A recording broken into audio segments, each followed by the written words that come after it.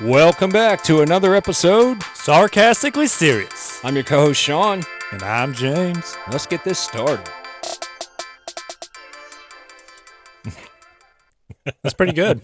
Yeah, that's all right. That's pretty close. So last time when we did this and it was not plugged in. Yeah, we won't point any fingers. No, we won't. We had technical difficulties. We were listening to this shit and we were like, yeah, that sounds great. We're going to be the next T-Pain, all this shit. I was listening to it and I was like, and yet we forgot to plug shit in. Yep. Step one in a T-Pain process. Yeah. Plug shit in. Yeah. Wow. But it's okay. At least on the audio version of it, it came through somewhat easily listenable. No, that is a way to put it. No Glock placement today. We're doing Georgia dogs, so we're gonna listen and then beat the shit out of LSU. Oh. My wife will be. I'll probably be out in the shop. I got doors to finish. I got house stuff to do. So yeah, have fun. So 2 nights ago, I listened to the podcast for the first time. Usually I do the next day. Actually, I do. You know, I do all the work behind the scenes. Just so you know, that's why I forgot to plug shit in. Yeah, I just show up and talk. Yeah. But I usually listen to it the day I upload it, and I didn't. And work was abnormal. Let me just say that. So super busy at Walmart. Yeah. And, Black Friday sales. Yeah. Crazy people trying to run off with TVs. We were doing inventory. That would be the equivalent, I guess, at my job compared to what, Walmart. So I wasn't doing my normal thing. And so I didn't have time to just listen to something for hours. I was out of the box, so to speak. But all week long I've thought about, what we've talked about and how much deeper I wanted to go into everything, but we were trying to be time conscientious. So, yeah, and we've talked very little this week, actually. Mm-hmm. But yeah, I know you said there were some things you wanted to hit on harder too. So we decided part 2. Yeah, part 2. It may or may not be another terrible sounding hour and a half of us talking. It better fucking not. I'm just gonna check one more time just to double check, because now you're gonna say that shit. Mm-hmm. I'm gonna ride that shit. But no, we discussed it briefly the other day when we were talking for the first time this week, because we usually talk off and on 3 or 4 times a week, either through text or very homoerotic voicemails. Yeah. Speaking of which, you need to send me that. I can use that in some of our blooper shit. Yeah. But no, we haven't spoken much. When we did speak, we said we wanted to touch base on go a little bit deeper. All right, so let me just say this. I listened to that Thursday night, and I worked night shift this week. I rotate every week. So I worked night shift this week. And between that and having your sister fucking nag at me Thursday night on the phone, she wasn't nagging per se. She was, but she wasn't. So she sent me a text and she was like, I hope you have a good night at work. I love you. And something about whenever you get out of your funk or some shit. And I was like, bitch. I'm not, yeah. I looked her at the portals of her soul and was like, bitch. No, but, I'll tell you when she comes up behind you. I appreciate it. No, I won't. No, but I was just like, what the fuck? And I kept making jokes just because I was in a totally fine mood. And she's like, you've been in a funk. No, I haven't really. Now I am, because you fucking said something. That's what I said. But no, I really wasn't. And then after that, I listened to the podcast and I just thought, here I am again, and we talked about that, just being in little funks here and there. throughout the years. And obviously, I'm nothing like I was in, 13 years ago. But I wanted to reflect back on that too. I'm the type of person that once I realize something, and I've realized it, we talked about that last week and whatnot, and I've said several times, like, I know I've kind of been in a funk, and I know that, I haven't been productive. I haven't been working on any of my projects. I haven't really been riding the bike. I haven't really been fucking around on TikTok. I've just been existing. Breathing all that air. I came home Friday morning, man, and I started. And the first thing I started on was the Christmas lights. Like, Charlene was trying to go ahead and get them, like, kind of staged up for me to do my thing. Sticking them by the door saying, hey, motherfucker, these are waiting on you. No, she went ahead and kind of hung them up because the screws stay in the railing. So, and they've got hooks on them. So she kind of hung them up and had them all kind of staged, but just needed my final touches, I guess. And, but half of the section wasn't working, Christmas lights. So I came home and was like, all right, I'm knocking this out first, and then I'll go from there. And, I'm going to be productive today. And I was. And it took 2.5 fucking hours to go through that. The garland. Did you still lights. throw them away afterwards? I thought about it, but, here it is at the holidays and broke as fuck like the rest of the world. And,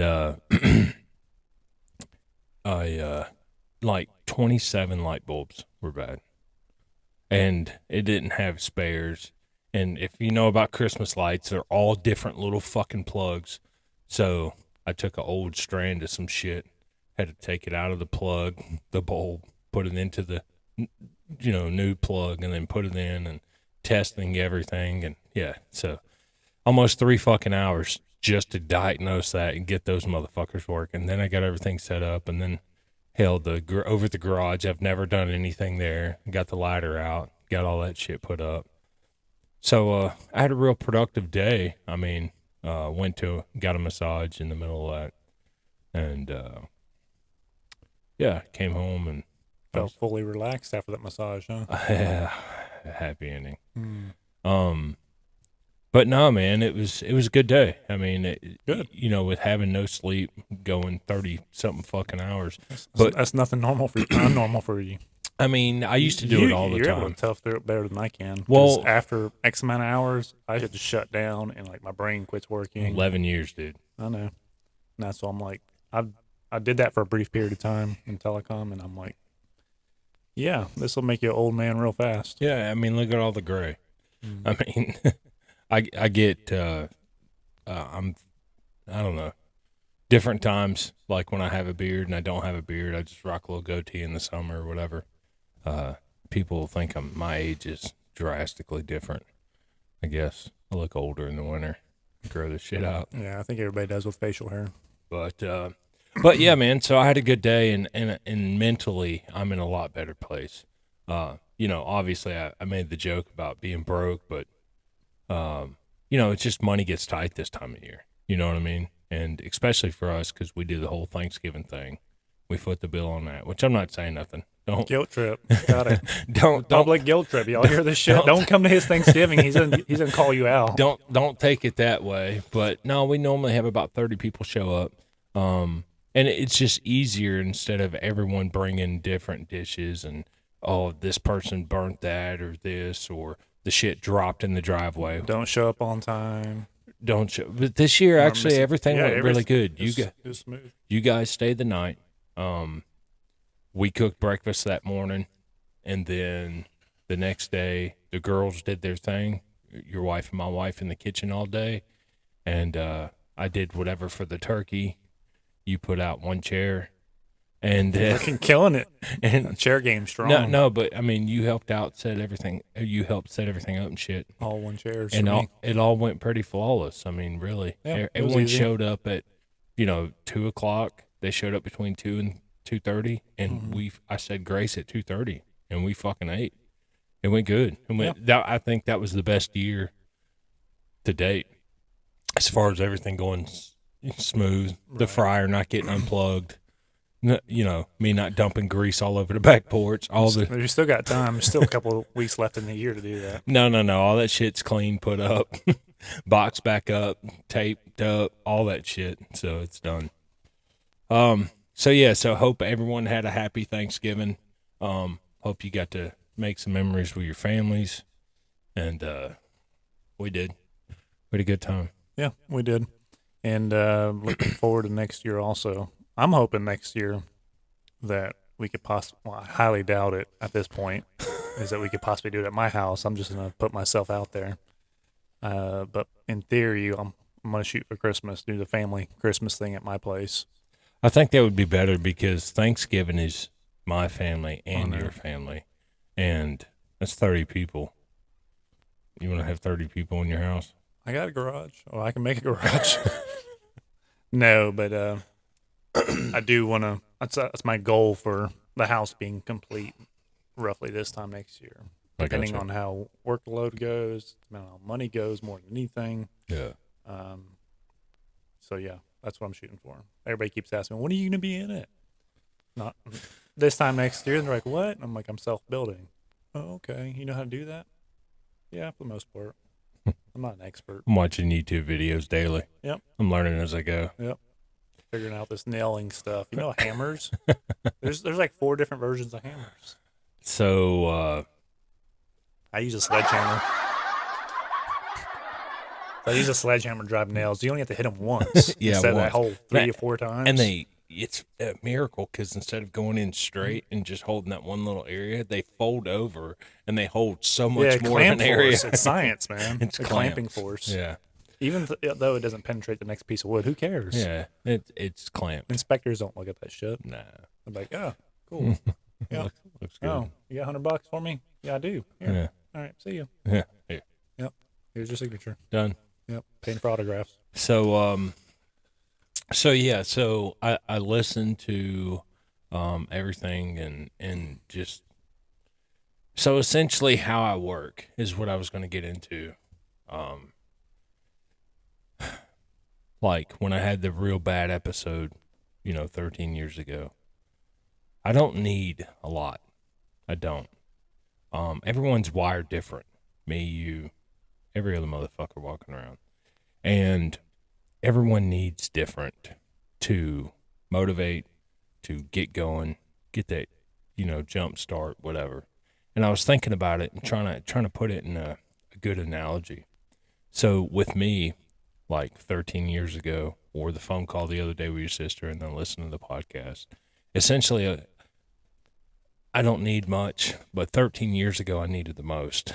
And if you can, do an analogy like driving a car, I was sitting in the driver's seat and lost, right? So your sister got in the car, put the key in the ignition, turned it to auxiliary on, told me to buckle my seatbelt. And that letter essentially was her doing all that, and then I just cranked the motherfucker up and started driving, right? And that was the worst I've ever been. The other night, talking to her on the phone and then listening to the podcast, I jumped in the fucking car, cranked it myself, put on my seatbelt, started driving. And that's relatively all I need. Some people are wired different. Some people need you to do all that for them and then say, okay, we come up here, turn your left blinker on, get in the left turn lane. When it's clear, make your left turn. Some people need way more help, and that's fine. I'm not saying there's anything wrong with that. This is way too loud. Yeah. That's probably going to have a lot of everybody's feedback. going to turn their volume up.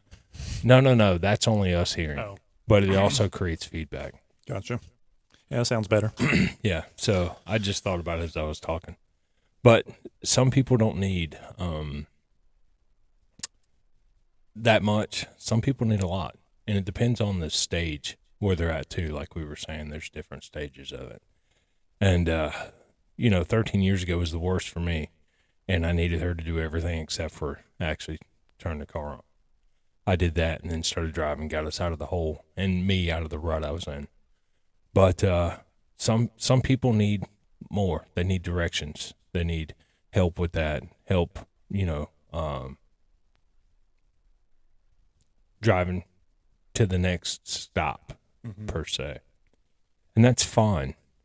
Just need to recognize that and use it.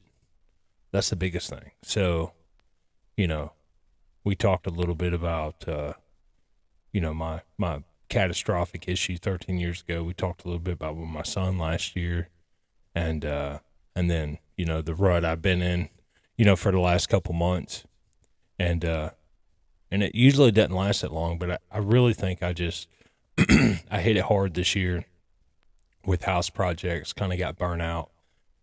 Got riding on the bike, guilt tripped in myself. Kind of gave myself a guilt trip for not spending that much time on the house and doing things I needed to do.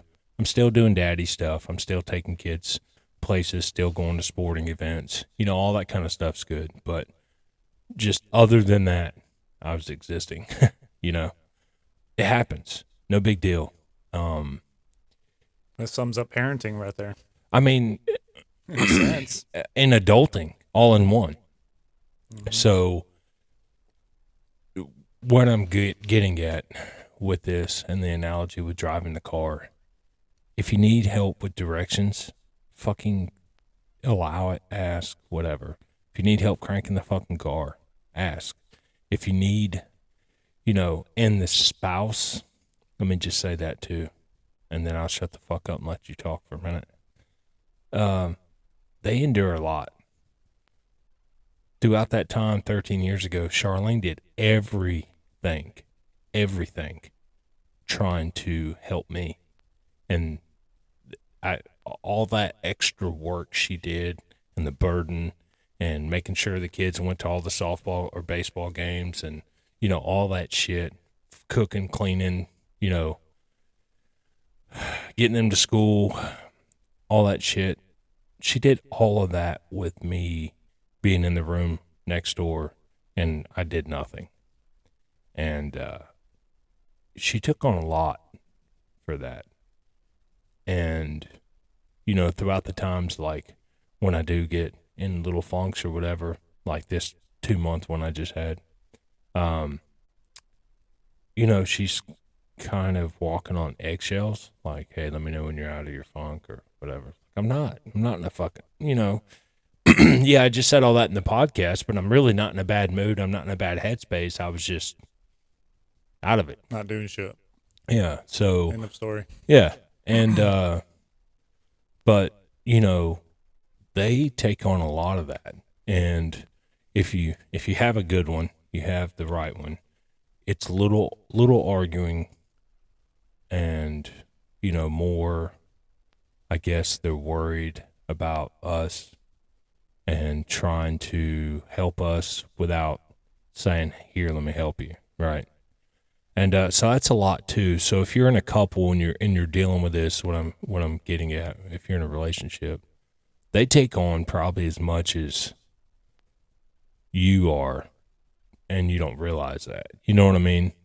And I thought about that a lot last time, and just thought, Charlene did everything, except for breathe for me, right?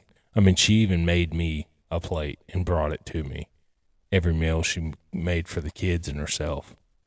And I was gone then, like, but yeah, and then throughout the times of being in funks, and here and there, and she, she's gotten in funks too and whatnot.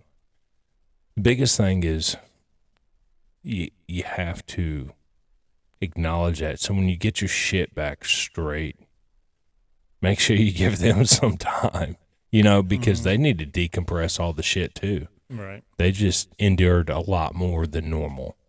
And and it's big, man. And me and my wife, we talk about just about fucking everything. And like I said, when me and you have had our conversations, like do talk or whatever, like I don't come home and tell her everything. I told you, it's kind of like a vault, and that's no big deal. But other than that type shit, I tell her everything. She tells me everything. And sometimes it's like, okay, whatever, another fucking day at work, like, but we talk everything out. And And when we get in our little whatevers funk, um, after that, we don't talk about it much. It's just that's the one thing I've noticed. Like going through it now, we will, right in the beginning, it's kind of eggshells or whatever, and then we talk about it, and then it's gone, and it's done, and then we're just doing our normal thing. So I don't know, just trying to give someone advice on how to come back quicker. One, you have to know if you need directions from A to B, and two, you have to know if you just need someone to fucking tell you, hey, put the motherfucker in gear, hey, crank it up. Realize what type of person you are and explain that to them. And if that's a good analogy, use it, and then get fucking going, because you need to get to B and C and D and E. You need to make all those stops. You need to keep moving. Stagnant's the worst. I don't know. That was kind of something I thought about. I really wanted to touch base on the spouse side of it. I really wanted to kind of explain the analogy type of person I am, and why. And I'm good now. Like, as soon as we're done and you leave, I've got a list of shit in my head. I'm going to go upstairs and start knocking out. I got to work the next 5 days, but, it's whatever. But we spoke briefly about possibly doing a part 2 of everything. And I want some music to this. Oh. No. No, we spoke briefly about it. And we're going to the headspace of us. Sorry. And I was trying to think what I exactly want to cover without talking in circles. I don't want to. I think we could, just for listening purposes, we could probably cover everything that we did before. And I don't want to do that. Well, so just for the sole reason it's going back over. So if you didn't listen subject. to Men's Mental Health Part 1, do that. And then circle back to this. Don't watch it on YouTube. God. It's going to sound terrible. It sounds awful. It sounds terrible with it being corrected through Sean's stuff. Through the podcast route or server, but it sounds way better with that. Right. But on YouTube, it's just the raw sound, and it's got so much feedback. You can hear a mouse taking a shit in the corner over here. Yeah, it's awful. It's terrible. It's awful. And it just sounds like we're in a fucking 15 by or 12 by 12 room, and we're standing fucking 8 foot away, because we are. You want to watch a movie? I want to take some photos. I didn't want to talk in circles. $20. $20 is $20. But I didn't want to talk in circles. And I guess I've been overanalyzing like I always do, like I mentioned before. This week's kind of been shit for me. I listened to the podcast, and I think it did more damage to me as far as overanalyzing it, because I was pissed off because it sounded terrible, because we went really serious on the subject for us. As far as us speaking about it, about our personal things, and we didn't get good quality coverage, which is fine. I know you've been out of shape as soon as we went back and listened. I was to so it. fucking I was like, pissed. fuck it. I'm like, it's recorded. Like, and then what you are we listen gonna do to about it, and you're like, ah, I'm like, fuck Sean. fucking idiot. And I just wanted to, I'll touch base on it just briefly, because I didn't want to go dive in deep, me personally. And more or less, I was thinking more or less back. I'm like, what has led me to be this way, the way I am now? And once again, I analyzed my history, from the point where me and the wife got together to prior to that, my kid experience as a kids. Because a lot of people say, oh, it's all about how you're raised, and I do believe in that to a point, because once you become an adult, you make your own decisions, and your parents aren't there guiding every single left and right turn you make in life. Yeah. At least try to. Right. And it started way back when, where I had issues with talking to people about things, as far as opening up. I got expelled from school in 6th, 7th grade. I won't go over why, but I got expelled and had to go to alternative school. Went in, is El Paso, Texas, so it's right on the border. Alternative school is not what TV makes it out to be. At least the one I went to, it was pretty rough. I was the only one of two white kids in the class, mostly Hispanics, I went to Nash and in Cobb County. I was like one of 4 white kids. mhm. And all these guys were just gangbangers, for more or less. Mostly kids, drugs, repeat offenses of fighting. Kids that just go into regular school. Like we had cops at every door in school itself. It was an hour and a half ride there because we had to go around and pick up people on the school bus. It was just a giant pain in the ass, and it was in the desert. My mom would have to wake up at 5 o'clock, take me to the bus stop, which was in a different school district because I couldn't attend school in that school district at all, and it sucked. And after I got out of there, I was expelled for a year. We got an attorney involved, and I was allowed back into the school district, and I had to go to a different school. And when I did, I moved up a grade. Oh no, I did go back to the same school. I'm sorry. And all the people I thought were my friends when I first came back, nobody fucked with me. One, they were scared of me. Big, tall, skinny white guy. Everybody's scared of that. It's like a scarecrow. James joined Vatos Locos at Yeah. alternative school. Yeah. Can't fuck with him. Hey, Vato. Hey. And all of my friends I thought were my friends didn't want to fuck with me at all. That hurt my feelings when I first came back. I will say I got. You mean didn't want to fuck with you as in like you were a badass motherfucker, or just didn't want to have anything to do with you as a Both. friend? Both. Okay. And so all the way finished 2 more years. So was it sixth grade, I believe, 7th, 8th. Then went into high school before we moved to Arizona. And I didn't have any friends. I had a few, a handful. I say a handful that I actually call a friend, but nobody fucked with me.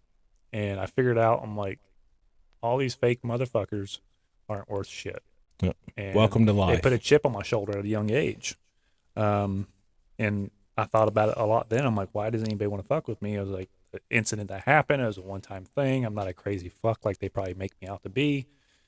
So it started there for me. I kind of shut down. Didn't want to be friends with anybody. I'm like, fuck them. I'm like, I'll keep myself, keep to my own. It'll be all right. I figured out people are shitty in life at a very young age. And I kind of stayed that way for the most part. Of course, I opened up and I did my thing growing up. But I shut down at an early age because of my actions. Not blaming anybody. It's obviously my fault. But I shut down for myself because I was like, my feelings aren't gonna fucking get me anywhere in life. And a lot of people could take that into account for today. Nobody gives a shit about your feelings except yourself. Yep. Broadcasting them for the world to hear, nobody gives a shit still. No, I mean they really don't, and too many people. The only times they do is it's the whole Me Too shit, right? So the feelings people talk about nowadays is what I identify as, and that's all anybody fucking cares about, and it's stupid because it's make believe. I mean, I'll say that shit and get feedback, canceled, whatever. I don't care. Mm-hmm. If you want to identify as something, that's fine. The world does not need to conform to it. We don't need to care about that. We need to care about a motherfucker who's mentally unstable and is an overall good person, and we need to help them get back on the right track. That's what we need to care about. But it just seems like we do everything ass backwards nowadays. We do. So that kind of led me up to thinking about it, like I said, this past week of where did this all start for me? And that's what I come up with as of right now. I may come up with another answer to that, maybe. Middle school, huh? Yeah, middle school, I think, is where it started. It was kind of a really slow snowball effect, probably. Yeah. And then when I became an adult and got a job, I moved up here to my dad's. So I got an eye-opening. It was an eye-opener for me. Was I babied? I guess you could say that. I was spoiled. I was a spoiled shithead. But I was also a tough punk-ass kid that had a big mouth. And I still do to a point. And I got my ass kicked a lot. So I got in trouble a lot as a kid, like a lot. Like my mom can tell you, I was stealing shit from the teacher's supply room in elementary school. And This is where it started. selling that shit on the playground. Yeah. Hey, man, I got these staples. Man. How many you want? You want 500 pack? 500 pack? I got an orange highlighter, bro. Yeah. Come on, these you are got? rare. Yeah. Want some Sharpies? I got some Sharpies. But no, I was a bad kid growing up, and so moving up here to my dad's, I found out what hard work was, and it gave me a new respect for it, and it made me who I am today. Honestly, between him, my brother, and a few other adults in my life, I saw what you had to do to get by in life. Obviously, that's kind of a spin off of what we're talking about, but Yeah. then it started from there. And then I had a major issue that you're fairly aware of. One of my first serious ex girlfriends. I had a mental break, I guess you could say, with her. Shitty situation. She moved in when I was in high school with my dad and his house. My mom, I stayed with my dad after we moved to Georgia. She moved back to El Paso with my stepdad. She moved in the house. I thought it was weird, but it was cool at the same time. We're doing what teenagers do when we're home alone, obviously. Yeah. And Balls deep. that was a weird situation, but it made me grow up at the same time. Yeah. She ended up getting involved with drugs at some point in time, and we went our separate ways. But that was a very dark time for me in my life, in an aspect of, like you said, that it was dark for you to be in that room. During that time for me, I was so involved with thinking that she's the one and all that fucking childish bullshit. But when you're a kid, When you're a kid, that's everything. That's everything. Yeah, it's everything. You don't have the perception that you do as an adult. You're gonna see it with your daughters. It's I know. rough, man. I'm a fucking I've seen it. they're It's homeschooled. It's rough. Never going out this house. Never going until you get married. How am I gonna get married, Dad? You're I don't not. know. eHarmony. You're not eHarmony. eHarmony. Fish finder. Yeah. Forgot where I was at now. You talking about being in a dark place with? Oh yeah, I was in a I'm not dark gonna place say with her her. I almost said her name. You go ahead. No, it's fine. Because Gilbert called her that name for like the first couple months. No, called her Melissa. Oh gosh. Yeah, called her Melissa multiple times when I started dating my now wife, girlfriend at the time. It was another ex-girlfriend, but anyways, I was in a dark spot, and you were one of the guys I talked to. Me and you were nowhere near close as we are now. No. Like we weren't. Like No, but I think you probably saw the pain in my eyes. and she some babysitted shit. our kids a little bit. Yeah. And she stole a lot from me. Yeah. God. What were you doing to her? Dude. And what was fucked up was we had no clue. We had no clue. And how we figured it out was my clothes. Who was she giving those clothes to? I didn't know anything about no clothes at Yes. this point. Yeah. I just thought it was cigarettes. No. She took Charlene's jewelry, Yeah, I had no idea. my clothes, and how we realized it was my clothes. Like shirts. I was missing shirts. Did she Missing have my a bro- Abercrombie Fitch, Did man. and I wore a lot of that bullshit back then, but did she have a brother? Yeah, but nowhere near your size. He's a tiny guy. Yeah, but I wasn't big then, Yeah, but you motherfucker. weren't small. No, but I wore like He was a kid. I wore large shirts He was then. a kid. I think he's. He might be Cameron's age. Okay. Well, either way it goes. I don't know where in the fuck they were going, but my shirts. Yeah, I didn't know that. I know you brought it up to me about cigarettes Yes. and all this other stuff. And that's like when- real minute stuff. Yeah, but that's when we figured it out was my shirts, and so then we started looking at everything. And obviously, she smoked the same cigarettes we did, so we started like counting packs because we kept them in the refrigerator, and it's so funny because I steal from my neighbors, and they did the same thing a long time ago when I was a fucking 12-year-old kid, and they buy a carton at a time, put it in the refrigerator. I'd be like, hey, I'm going to get a drink. Yeah. Me and a pack Thanks. of Marlboro 100s. Yeah.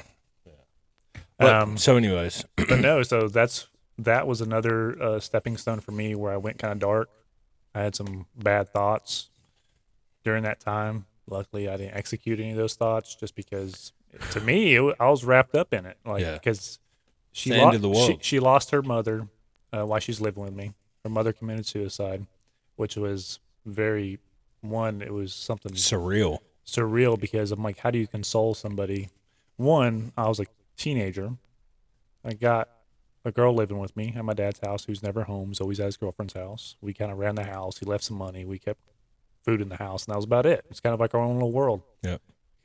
Adulting, I guess, at Yep. a very young age. And her mom passed away or committed suicide.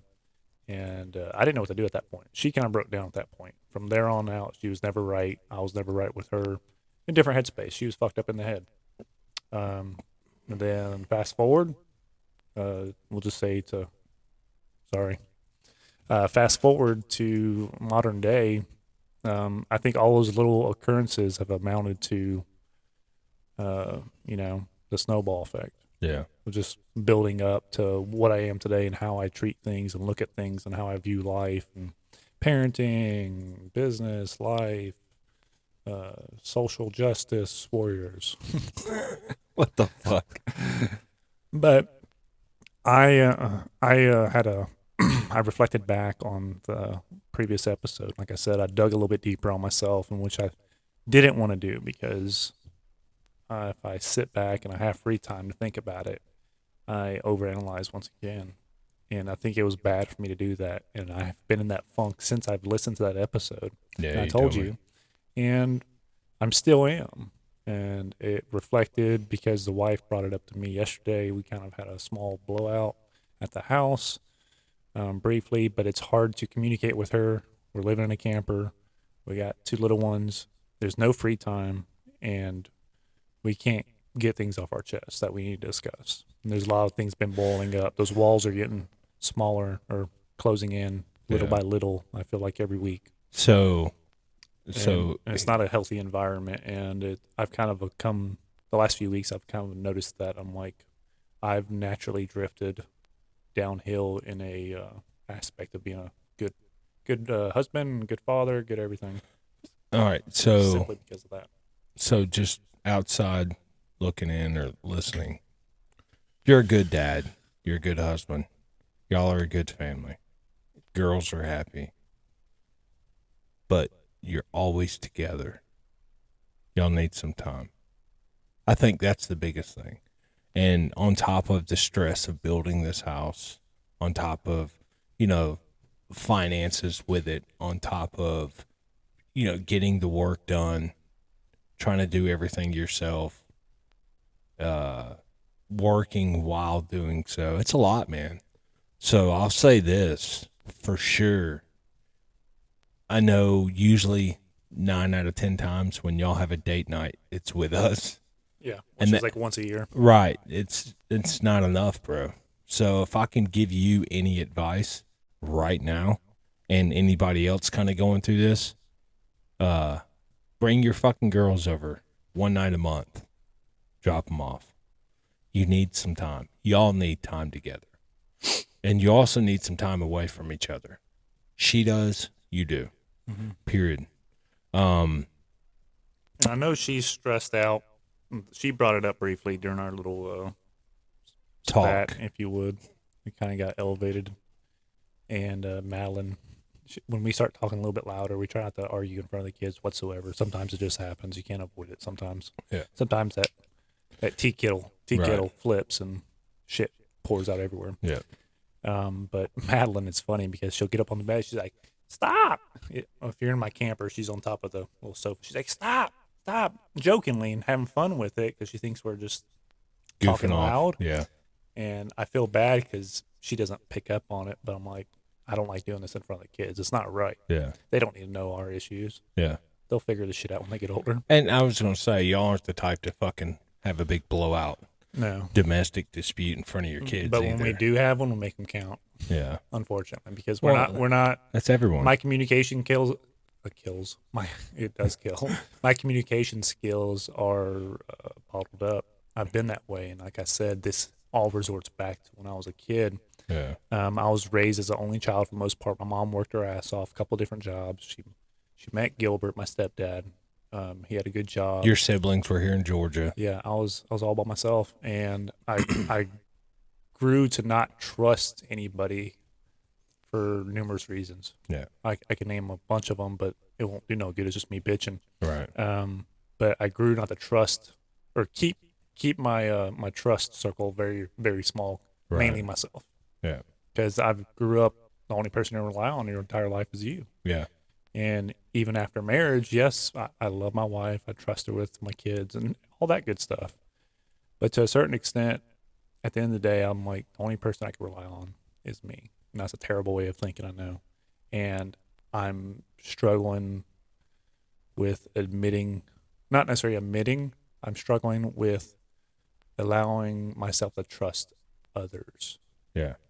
Mainly because I got so scarred, and it sounds like me crying again about it, but my ex, I was so scarred by it, I put up a fucking shield and Yeah. I put it down, met Misty, all that good stuff, got married, had beautiful kids, beautiful wife, beautiful life, and I still trust her to an extent, but I don't feel like it's 100%, and it's not fair for her, and it's not fair for me to do that to her. This podcast is going to get you divorced. I know. But this is things that we can't discuss because, one, if I'm discussing this with her, we'll get emotional, and it could be a positive or a negative, because it could get heated. When things get heated, you say things you don't fucking mean. We all do it. Actually, yeah. And I'm very, very short tempered, unfortunately, and I think it's a Pemberton thing. Or it could just be the German side of me. I don't fucking know. I'm sure Charlene's the same way to a certain extent. She could fucking. There's no extent. And a lot of it's I'm very hard headed, Yeah. very hard headed because my mom was very hard headed. She was a no bullshit kind of woman, and that has I think it's a good aspect to me to an extent. It's Also, a good and bad trait. Yeah, it is. It's Yeah. very good and bad. As far as relationships go, I think it's a very bad trait for me. And I've acknowledged that for years. And as far as fixing it to better myself and better my family, I don't know where to go Yeah. besides talking about it. Well, And hopefully it works itself out inside here. and here's the thing. As much as me and you were talking about this, it needs to be twice as much with her. You know what I mean? Like you've realized it, she's realized it. Y'all have talked a little bit, especially with coming out. Like, you know, my wife's made the joke, I'm learning new stuff about my husband every day with this whole podcast shit. Yeah, to an extent. I mean, it's not like it's something I've been keeping from you. It's just something that Doesn't get brought up in conversation because Right. it's not common topic. Right. And, you know, it's like, at what point in the last 20-something years was there ever a time to say, hey, you know, I got a blowjob in McDonald's break room, you know, when I was 17? Mm-hmm. Like, at what point was that just going to get brought up because it was part of a conversation? Never. So, and then with guy talk, it came out, right? I mean, and that's something I hadn't thought about in fucking forever. Right. And it was just funny when she listened to it We that don't- day we and she don't came soak on home it. and said that shit. I was like, how'd she say it? She said, so I have a question. I said, okay. She said, was her name really Spring? Yeah, it was. And it was just like, And what her the sister fuck? name was Fall, and I got her from the back. No, yeah, anyways. Terrible joke. That was a terrible joke on my side. Uh, But no, we're able to open up with each other. And at some point in time, me thinking you need now, you I need say, some time, dude. I know. And I don't see us having, we obviously have to make time. It's like anything. When people always bitching about, oh man, sorry, I can't go do that. I don't have the time. Obviously, that's acceptable to an extent. But when it comes to someone that's my life partner, you could only use that so many times. Yeah. It was like last night. I mean, just quick example. I've been up 30-something hours, been working on shit, climbing up a ladder, drilling holes in the fucking grout in between the block out there. I mean, like, putting in shit for the decorations. Big whoop, right? But I committed. I was, man, I'm going to be productive. And then I laid down, just laying there for like 10 minutes. Not in bed, just on top of the bed, relaxing. Charlene called. Hey, what you doing? Nothing. I'm on the way home. All right, cool. You want to go to dinner? Sure. Or you're tired. You don't want to. No, let's go. You know what I mean? Like, let's go. You have to put forth the effort. And obviously, you know, one or both. But you have to, period. I mean, you need that. And there's a sense of intimate you'll lose if y'all don't have that and I'm not talking about fucking, but you don't have that one-on-one time, Mm-hmm. you'll lose that. And then that brings forth more stress, more arguing, more fighting. Been there, done that. Like me and Charlene's, throughout the years have gone through spats where intimacy was non-existent, and us being intimate with each other just with the one-on-one time was non-existent because we didn't have anybody to watch 4 fucking kids. Yep. You know what I mean? And so after all these years, we know the secret, and it is fucking one-on-one time, and it is communication. 100%.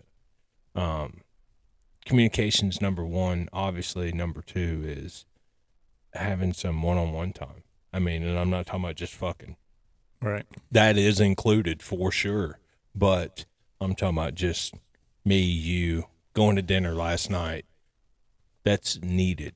So, for sure, y'all need to start bringing the girls over once a month.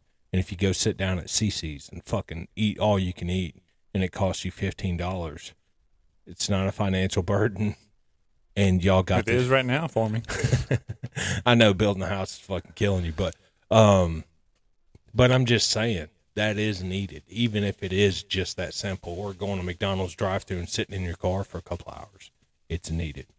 I agree, but at the same time, I'll say we spend all our energy just like most decent parents do. They put it towards their kids. Right. All their free time, all their free money, if you want to call it that. They, Yep. the kids come first. Yep.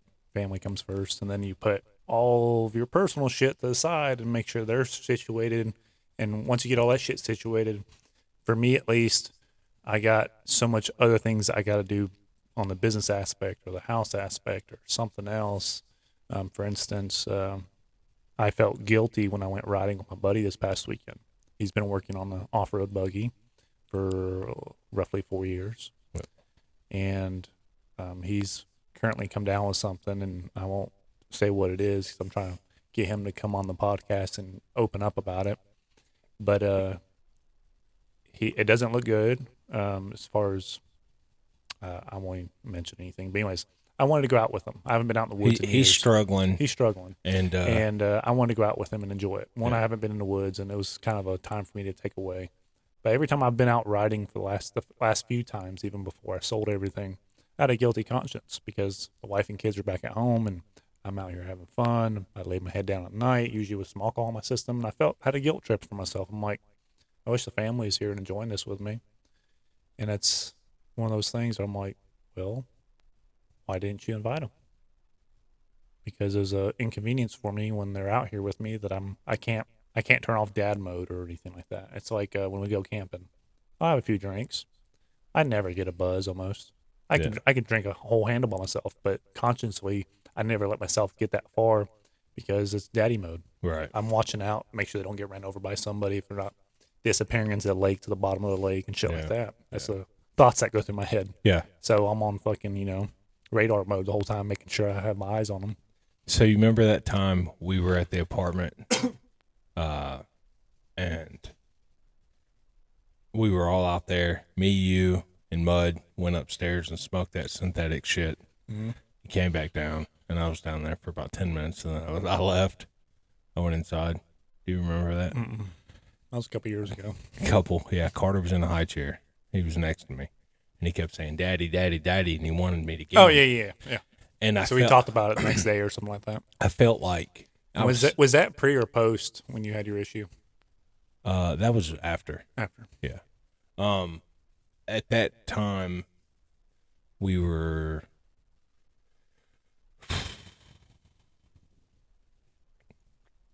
I was working for a roofing company, Finley. So it was after. I did that afterwards. But he was sitting there wanting me, and I was so fucked up. I felt like I would have dropped him because my arms were so heavy. And I got so fucking pissed off at myself. I had to go inside. I had to get away from him. I went inside and stood in the shower, and I was so pissed off. But same thing, because I ain't fucking smoked pot in forever, and I smoked some of that synthetic shit, and it fucked me up so bad. And I was around my kids, and yeah. So I know what you're saying as far as being daddy mode, not letting yourself get fucked up. But that was not like me having some drinks, and that was, because consciously, like at the beach, I wouldn't do that shit, like consciously. That shit fucked me up too. But golly, Next time I'll get it on video. everybody's gonna think I'm a junkie now. Yeah. Like, damn, this dude's talking about getting high, getting drunk. I'm calling Walmart corporate right now. But yeah, so that infuriated me. The fact that I felt like I could not be a stable, responsible adult for my son. The father. So I had to just get away. So I went in there and fucking stood in the shower until I laid down and went to sleep. I was done. I don't even know what in the fuck y'all did the rest of the night. I know we would normally just sit around and play cards and shit, and all the kids play together. Do a bunch of uselessness. Yeah, but I mean, no, it's a good time. It's fun. Yeah, So, it was fun. That's something I miss about living in the neighborhood. Is one, I know the kids do because they go out and ride their bikes, do what kid stuff do, and now we're kind of solo. And now Abigail listens to music and swings all day. That's her thing. That's cool. She enjoys listening to music. That's her getaway. Yeah. And I asked her briefly, I'm like, do you miss living in the neighborhood? Because sometimes we'll go pick friends up, bring them over, or go drop her off. Fuck yeah. I mean, yeah, sometimes, Dad. Yeah, and I asked her, I said, do you miss being in here? And she immediately went, no. I'm like, you don't miss riding your bikes, playing with friends? She's like, nope. I'm like, damn, I hope you don't fucking get like me and just shut everybody out and say, fuck the world. Yeah.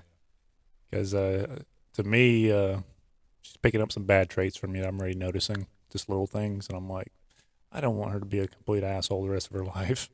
Well, I'm like, I can only deal with myself. Fix it. Yeah. I mean, that's just you. You have to. Y'all have to start taking that time. And y'all need time apart, like I said. So you going and doing that shit with your with buddy. Yeah, with him. That's it was a little break. That's needed. She needs to go and do some girl shit. That's needed. Y'all need time together. And I say this, and it's like, oh yeah, Sean, that's easier said than done. Trust me, I've been there. I've done it. And we've said we needed to do it, and we didn't do it. It's like, I'm going to start doing date night with my wife one night a month. And we go out this Saturday, and then 6 months later, we go out again, and we look back, and we're like, fuck, we failed at that. It happens, but you have to do it. You have to put forth the effort. And when you do, it really makes shit better. It really does. Speaking from experience. So me and Charlene, we don't have to even, obviously the kids are older now. That makes it easier. Yeah. But, we're going out to eat. What about dinner? You got a car. It's Hot Pockets. You got a credit card. Go fucking buy dinner, and I'm paying it. You know what I mean? It doesn't matter. So, yeah. So I do need to take time. Yeah. Absolutely. For me and her, because I do feel like one, living in this camper has been a burden to an extent as far as small living quarters. I was gonna say y'all like this 24/7, and that's the reason I can't sit down until I'm ready to go lay down. And we already discussed that, just because that's the way my brain works. If even sitting here for Thanksgiving, like I could have closed my eyes, sit on the couch just for the 2 hours that we didn't do. Well, I didn't do nothing up to the point where everybody started showing up, because my brain is going haywire. Like I've got to physically be doing something, at least have my brain consciously working on something. Right. Instead of zoning out with TV, I can't do that. I'm just not programmed that way. Yeah.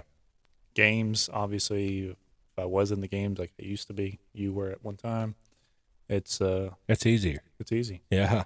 Brain's being consumed by 10 different things on the screen versus just watching one person's dialogue of, hey, I'm going to go do this. And we're going to have this. And that's kind of like, you've helped me work on shit. I've helped you work on shit. And both times I'm doing majority of the work because I'm thinking of doing this and this and this and this. Same thing when I've helped you. You're doing majority of the work, and I'm following your lead. And that's just kind of how we are when we do stuff. You know what I mean? It's, I don't think we've ever worked on something where it's like, hey, you go do this and I'm going to do this. I mean, if we do, it's very few and far between.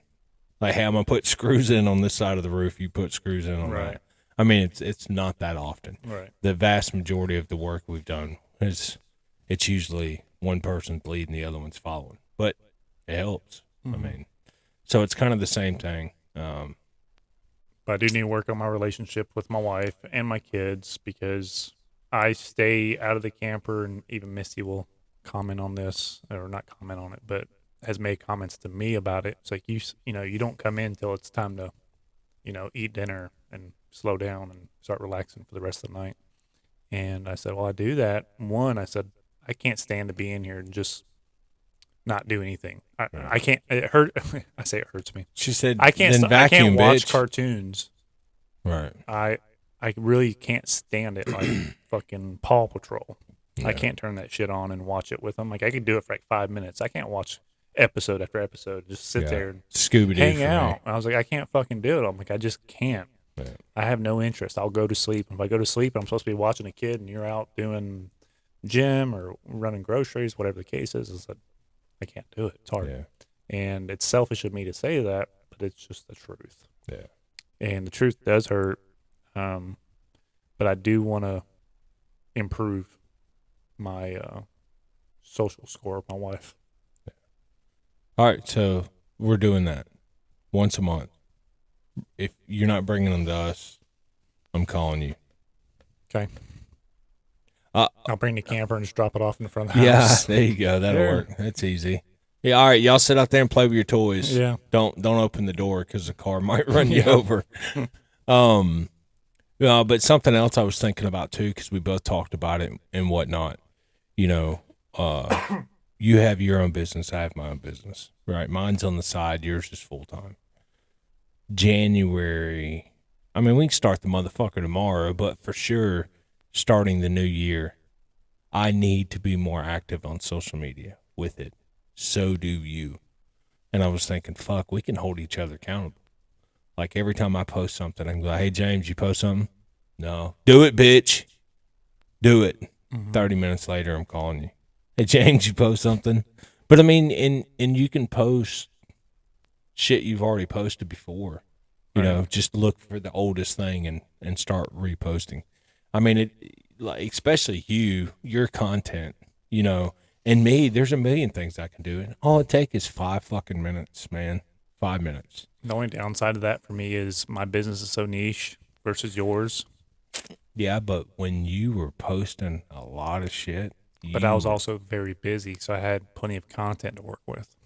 Yeah, but you And can. right now, it's the opposite. Yeah, but you can post shit you've already done. I can, and I've been wanting to do. And people aren't going to pick up on that. Maybe, probably and you not. could do specials. You could say like, hey, if you buy this kit, this tray is half off. Mm-hmm. You know, you could do that now for like your end of year special. Right. And, you know, for those that have sent someone out to learn how to do it the way you do it, you know, they buy those kits, said kits, Mm-hmm. that might pick them up, and it's a tax write-off for the end of the year for them. Yep. You know, so that's it. Hey, alert. Bam, there's you an idea. $1 million. Post that shit tomorrow, today, something. But also, too, you can start doing emails. You know, send out emails to those type clients you have. Hey, from now to the end of the year, make a quick flyer. That's not hard. No, it's not hard, but a lot of times, like I said, when I say niche, I mean it is a niche business. Yeah. If I mentioned exactly what it was, you'll be like, "What the hell is that?" And if you looked at the product line, you'd probably be like, "I'd never touch that shit with a 10-foot stick." Right. And it's understandable because I was the same way until I understood how everything worked and safety aspect and so on. But in reference to like a email flyer, like a monthly flyer or something like that, most of the time my clientele is looking for a product to meet a need. And once that need's met, You're done. I'm done with them. Yeah, most of the time. But you've got those couple that, one, do their own now, and two, that's what I'm saying, just the ones that do their own. Mm-hmm. Yeah, so it's just a couple emails. It's not, you know, fucking. The grand scheme of the It's whole not, clientele base. Yeah, it's not you're sending every client you've ever had an email saying, Right. hey, Hey. they're one and done. Yeah.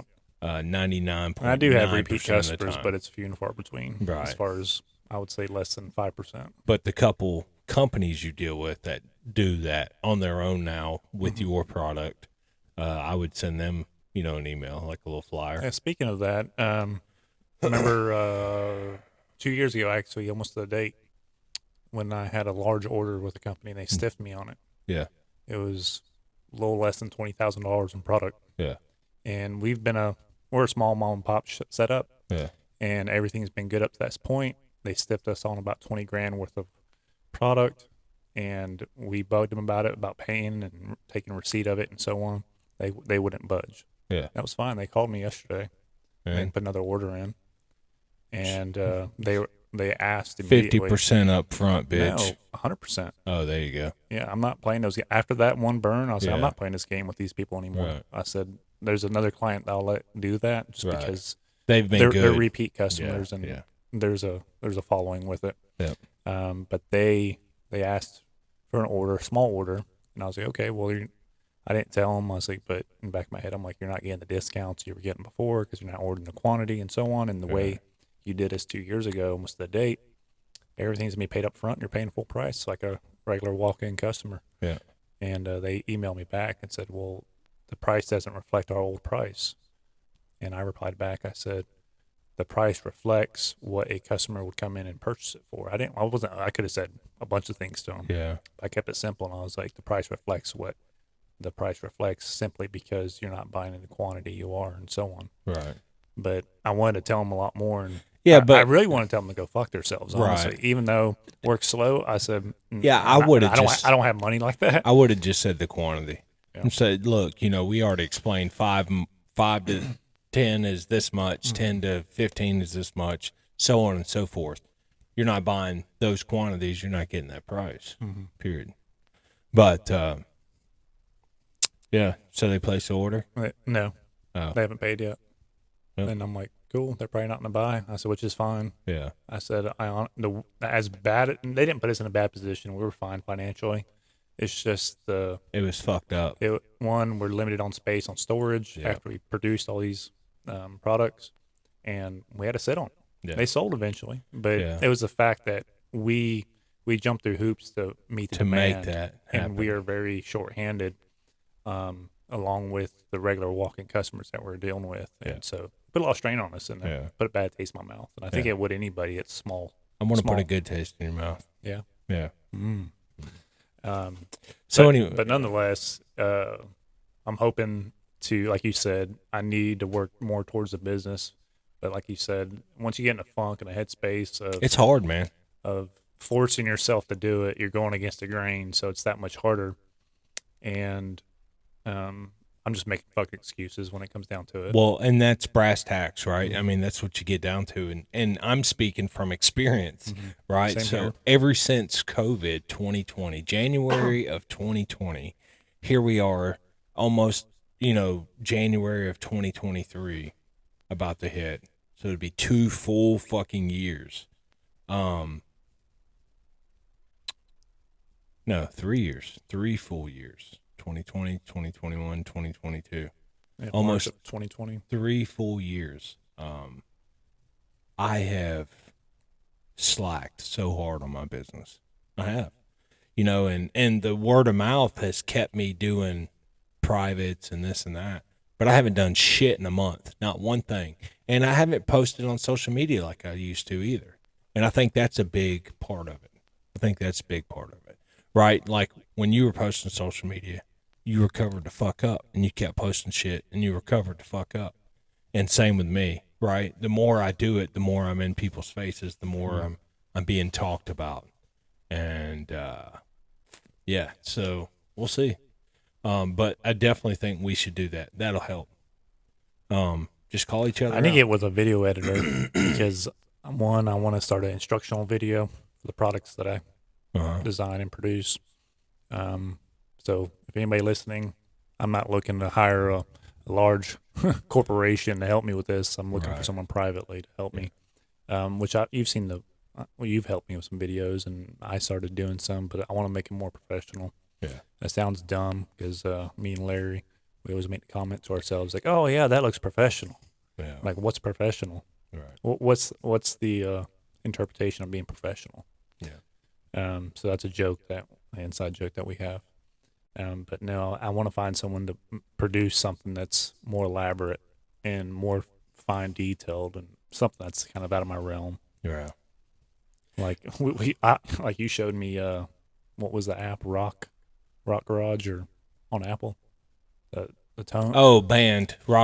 Rock Band Yeah. app. I've seen it on my phone. I've deleted it every time, Yeah. and I always looked at it as it was something that you could Garage an band. instrument, Garage band. someone that plays an instrument like a guitar or something. Yeah. I always thought you could plug in, record, and mix some stuff. And we started playing with it in that little intro that we have. That was a little Welcome intro. back to another episode. There's no way to stop it. Sarcastically serious. I'm your co-host Sean, And I'm James. Let's get this started. Nailed it. But that little thing, I started playing with the app. I downloaded it back on the phone and There's played no with it way for a you second. did it. Oh, I did it. And I walked in, you're like, how's it sound? Great, let's fucking record it. Right. And I was just playing with it, and I'm like, oh, that's fun. Yeah. It was just, I'm unfamiliar with that aspect of stuff. Yeah. And producing a quality video that I would feel proud of putting on, YouTube, or emailing the customers for installation videos, because I think I'll be one to definitely agree with. I've learned a lot of stuff through YouTube. Yeah. And my instructions that I've made up for my products for installation. Touch my butt here. Yes, insert here. They're straight and forward to the point for someone that's mechanically inclined to read them. Mm-hmm. And that's just the way my brain works. It's hard for me to dial it down. I guess you could say dumb it down for people to understand it. And I think a video would definitely help out with that aspect. Spit here. So if anybody is willing to work with me on a very slim gym budget, I am here. Not just a budget. He's hung like a Slim Jim too. Spicy. So, anyways, back to Us crying about shit. yeah. Man, it's hard, but like I said, you have to acknowledge it. You know what to do. You know what to do. I'm just not putting effort in. Yeah, and you have to. And I'm making excuses. So for 2 months now, I've said, and I'm sitting here talking like I'm on fucking top Cloud of the 9, world, motherfucker. but mentally I'm good. Yeah, I that's good. feel good, I'm happy. and like it was one fucking day. Well, guess what? All it takes is one bite at a time to eat the elephant, right? And I'm gonna keep beating on that analogy because it works and it makes so much sense. But yeah, I feel great. And, today I got up, I slept, 12 fucking hours because, whatever. I was up for 30 something. It wasn't quite 12, but I slept, got up, got ready. You text me. Yep. Came, plugged all the equipment in, charged it up, and, got myself ready, cleaned up, and yeah. So as soon as you leave, like I said, I've got a list of things I'm gonna do, and then go back to work the next 5 days, and then I'll have a few days off, and I'll get more shit done, and man, I feel good. Like and so it's not like I'm like, oh, I'm 1 day in, I'm, great. No, I know where I'm at now. I know where I'm at, and I know I'm gonna continue. It takes getting out of it, and as soon as you do, it's breath of fresh air. Right. So yeah, so all I'm doing is speaking from experience. So it's not like, oh, it's easier said than done. Look at Sean's hypocrite ass. Mm-hmm. It's just, I'm there now, finally. And I'm not. A couple months I've been existing, and now I'm good. So, but you will be, and especially I will be, with help. and it's going to take time. And the more you acknowledge it, and the more you, I just keep procrastinating. yeah. And I did it. I said the same thing. I've been out of it for months. I know I need to get out of it, but it's whatever. And it may be a mental block of my own. It could be I'm exhausted. It could be a number of things. I'm not busy at work, but I'm busy with the house. And it's more or less me. I've got to tell myself to quit being a bitch and just man up and take care of shit that you need to do. And I do that. And we briefly talked about it. I don't even know if we covered it the last podcast or the one before, but my brain, I feel like, fires off, and 1,000 different ways at one time, and I can't match that physically in producing. Yeah. Like I like hecticness in a sense of being able to multitask many things at one time, and I enjoy that part of it. But I don't feel like my body's able to keep up with it in a mental aspect of it. My brain's going. I guess we'll just say the right side of the brain saying we could go do all this shit. My left side's like, no, we physically can't because you got this mental trap that you put yourself in, this box that you put yourself in, and you got a plastic fork to dig out of a concrete wall. And that's kind of the way my analogy that I'll put behind it. And those come in waves. Yeah. The way I trap my own self. Nobody's doing it to me except myself, obviously. Right. Could be a chemical imbalance. Like I said, I'm not fond of taking pills and things like that. Me neither. If it does, I am going to go get checked out. I am going to have some blood work done. Will I go see a head doctor? I don't know. I'm gonna look at my chemical balance per se, and see where I'm at. And if my primary says, "Hey, I think this could possibly help you," and if I do agree to start taking something to help me, so be it. I'll try it out. If I see a large improvement, I might go with it just for the quality of life. Yeah. Because my quality of life is everything to me. Yeah. 100%. I mean, that's everything to everybody. Yeah. It's like I take a little blue pill now and I'm fucking rock hard. Mm-hmm. You should feel it. You got a blue shirt on, so you must be all hard. But I almost wore a blue shirt today too. Man, I said I want to wear a bright blue shirt. I say guarantee Sean's gonna be wearing a blue shirt. yeah. Am I that predictable? No, I was just thinking about it because I was opening my closet that's in the camper. It's this wide, and I was like, oh, blue, white, gray, blue. Okay, go back the other way.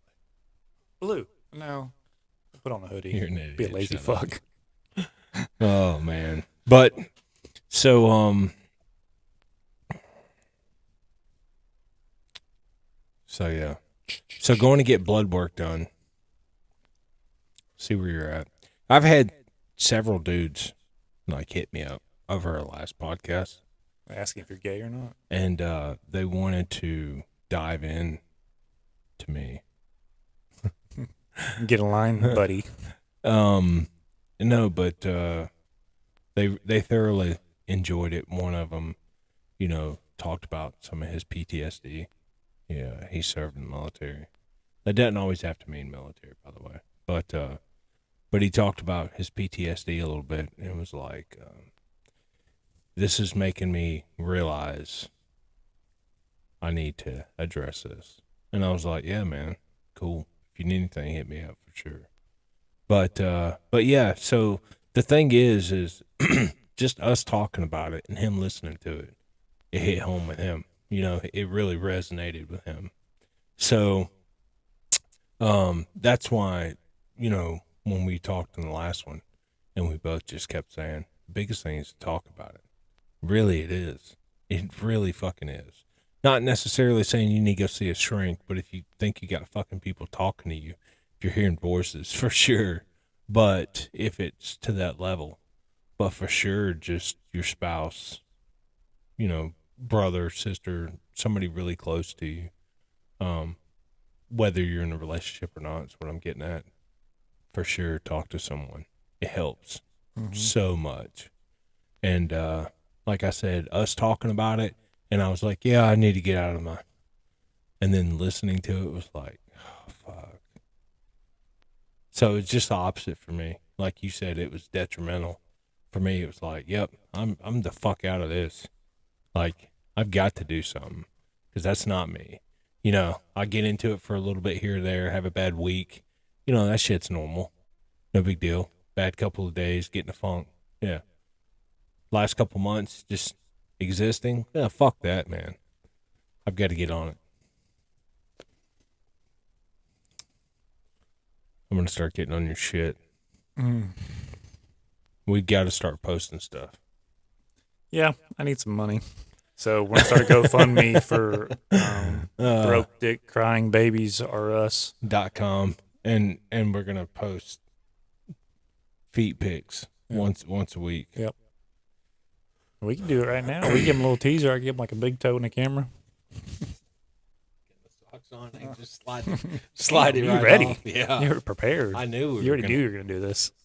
Damn, you could give me a heads up. Oh. I could have worn my Jerusalem cruisers. Oh, man. But no, I am hoping that this will, one, help me, help you, This is driving me nuts. and help others, simply because it's something that's overlooked. We talked about it in the terrible audio. If you do go listen to it on a verbal platform, or a what's the word I'm looking for? On a podcast. Yeah, on a podcast platform, Not the on YouTube YouTube. version. It's sucks. awful. It's But I only posted it because James kept saying. I said just go ahead and post just it. Content it. is content. Yeah. Listen to me getting on to him about content. We have way more people watch on YouTube than we do listen to podcasts. So a lot of people like to see the reactions. People are people watchers. Yeah. I've had some people said I prefer to watch it in person just because I get the reactions. And at some point in time, we want to change this up, so we'll get like separate cameras going, so it's zooming in on your face, so it's almost like you're speaking into the camera, but I got a 22.5 degree angle. I don't know about all that shit, but It's like me, I wouldn't mind sitting back here. Oh, someone's getting shot like this. yeah, but then how are we gonna look at each other, bitch? Oh, I can still look at you and sit back and relax. Yeah, I guess so. I'm probably out of the camera right here. No, you're still in it.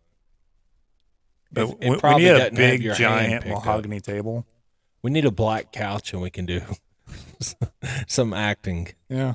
We'll do casting calls. Yeah, and this shit, man, it's all movable. So like we can go way over and all that shit. So when are we after midterms, are we can go downtown Atlanta and listen to everybody cry about the results? And we do like live interviews. What do you think caused this? Yeah. Yeah. Did you vote? No? Then stop fucking crying. Yep. Why are you going back to this shit? Just because it's funny. Get off. It's hot topic. I keep getting these damn flyers. Fuck. I almost want to write Tuesday. on send back to return to sender. You got 3 days, man. 3 days and this shit's over with. I was at the courthouse taking care of some stuff. for Did the you house. vote? No, because the line was longer than You hell. And I'm like, fucking I'm going to go on faggot. voting day. I'm going to get up early, be third in line and Yeah. do my thing. I voted. Yeah, I saw. Oh, yeah, I sent you a picture. Mhm. He put that little I'm a voter on the head of his dick and sent it to me. Yeah, I did. It doesn't quite cover the whole head, but It's kind of like this. skirts. So it's like a sticker like that. No, it's definitely not that long. Oh, About half that length. got it. But it's about that big. Right? Yeah. Like I told you, a skull can. Yeah. So, anyways, yeah, man, it talking about it's huge, really helps, and holding yourself accountable. And your buddy that, and that's what makes it difficult. And I've spoken to a few guys. They didn't openly say they had PTSD. They did serve. How much actual action did they see? I don't know. I hate it because I've also seen the other side of that. People use it as a scapegoat. to Yeah. Get out of work. The whole and Me they Too abuse bullshit. and they abuse it, and it pisses me off. Like it's there. It's not necessarily there. It's a cause and effect from what they're exposed to, and Yeah. people use it. Not saying everybody does, and I'm not saying everybody does. People use it as a crutch to get out of shit, Yeah. Oh, yeah. or a scapegoat for fucking acting out towards something, or saying something, or not producing, whatever Yeah. the case might be. Yeah. The whole Me Too aspect, it just infuriates me, man. Not because you're discrediting someone else. It's because society will start to discredit. Mm-hmm. You know what I mean? It's like if, Boy, it cries wolf. yeah. Realistically, that's I mean, all it really comes down yeah. to. And it's like I can't stand to see someone have a meltdown now. Like if I were to see someone have a meltdown, like, some chicks like, oh, you're standing too close to me at Walmart, and then starts fucking screaming and yelling and acting the fucking fool. It's like, I just want to walk up and slap the fuck out of her. You know what I mean? Like, stop it. No. I realize your parents have never told you no. No. Shut up. Yeah. That is what that is enabling, is what I'm getting to. That type of behavior is what all that enables. The whole Me Too, someone trying to jump on a bandwagon. Oh, I have anxiety, I have this, I have that. And it infuriates me for someone who's actually having an issue and trying to figure out what's going on with It it. infuriates me Yeah. because I used to think that way. Yeah. And that's what was, I won't say the hardest part of it, but for me to accept it that this is an actual thing, like depression I talked about in the last episode. Yeah. I mentioned that I believe depression, anxiety, and all that is one is something that you create on your own, and two is a product of your environment. And me going through what I was feeling, I'm like, wow, I'm a piece of shit for thinking that way for so long. Yeah. Like it really did. Like it hurt me. I was like, my mother-in-law deals with a little bit of this also, and I always not directly to her because it'd be disrespectful, but to Misty, I'll mention to her. I'm like, your mom has to do something about it. I was like, all she does is cry about it and this and that. And not physically cry, but she bitches about it. And I see it, and I see her quality of life. It's a reflection of how she's feeling. And I used to give her shit, um, talking to Misty about it. And now I feel like a complete asshole. I'm like, wow, maybe she does have an issue. Well, and that's something too. You can't really sympathize with something you were completely clueless about, right? And I was, and Right. and that was what bothered me. Also, is I I didn't have any sympathy towards people that bitched about that stuff. Right. Oh, I got anxiety. Like my mom, she's been developing anxiety, especially when I'm driving. When she's in the car, she thinks there's Hey, Mom, fucking watch gas this. and brake on the right side, and she's been that way since I was a kid driving. But more so lately, like she cannot deal with traffic, and I've stumbled across that recently where I'll get into, you know, a large populated area like Atlanta or something, and I feel it fucking coming over me like a real slow, large wave. It's like a fucking tidal wave, but it's like really slow, and I feel it coming on, and I'm like, I need to go fucking park somewhere and relax for a second. Yeah. And that shit fucking, I'm like, what the fuck is this? Like, it bothers me because I can't control it, and I'm a control freak. Yeah. Missy tell you that. I have road rage. It comes over me Oh, speaking very, of that. very quickly, and then I just play bumper cars. I shove someone off the road. I'm good. I just keep going. Misty mentioned calms me down. the day after y'all got back from Kylie's competition down south. And she's like, I thought you were a shitty driver. No, that wasn't road rage. That was me trying to get somewhere Right. And I get that. in a stupid amount of time. Right. And I forgot exactly how she put it. But she's like, yeah, he was just like fucking tailgating, dodging, and diving, and all this other bullshit through traffic. And I'm like, well, he's probably just trying to make sure he gets there on time because he's putting all this effort, Yeah. including having all these adults in the car. Obviously, they put the effort in. He wants to make sure they get there on time and enjoy it. Yeah. Like they should. And he's like, yeah, but he was all over the place. And I thought you drove bad. And I was like, cool. One for Sean, not me. I'm trying to think of which one was that? Was that state or regions? Just recently. Yeah, I'm saying state or regions comp. I'm trying to remember which one it was. I don't know. But it was just funny. I was like, thank God. I'm like, I'm not the worst driver in the world. Sean's worse. Yeah. But I was like, you should have been with us years ago. I used to be a lot worse. I've calmed down a lot. well, and like what she's talking about, I used to drive like that 24/7. You know what I mean?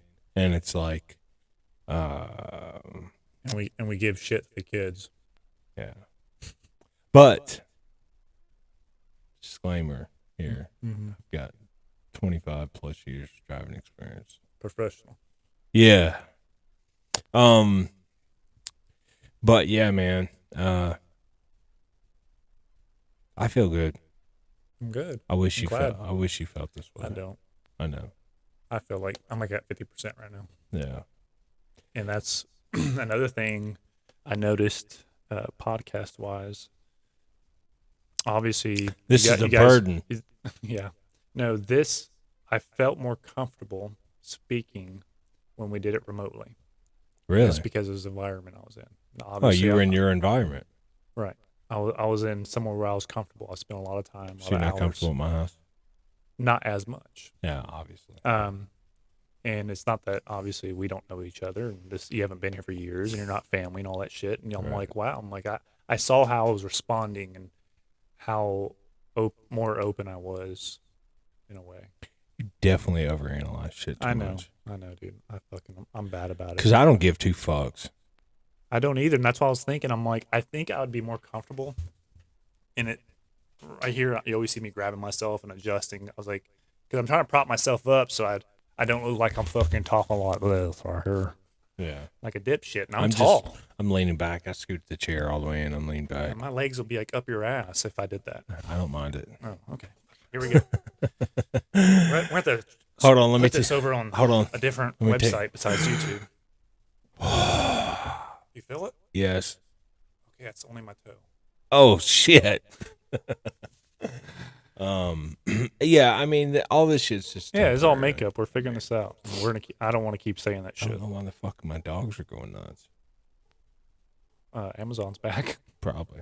I hope it's not too loud in this. Anything's better than it was last week. Yeah, no, it should be. The cancellation's on, but Do you feel like you covered everything you wanted to cover? Pop, pop, pop, pop. That's what I wanted. Oh, that's perfect. I love it. Oh man, I feel like I'm on The View. Holy shit, this is great. So guys, I'm gonna talk about how Dick. a guy I suck dick. I sound like a hot chick. I sound fuckable. No, no, no. I would definitely fuck you right over dry. Now Sean's just pushing buttons. I was just going through 'em. Yeah. But Do you feel like you covered everything you wanted to? 'Cause I think that was the main thing you wanted to get across on this episode. I want to cover your face and come across that. Mhm. Yeah, I mean, you know, I wanted to do part 2 even before I had this, epiphany of, hey, I'm good. I'm back out of my shit. But what about you? I mean, because you wanted to. Yeah, I Definitely mentioned to touch you base. that I wanted to bring up some more, but I didn't really prepare for this. I had a shitty morning, shitty yesterday, and Shitty week. 5 shitty days before that. Yeah. And I expressed that to you like last week.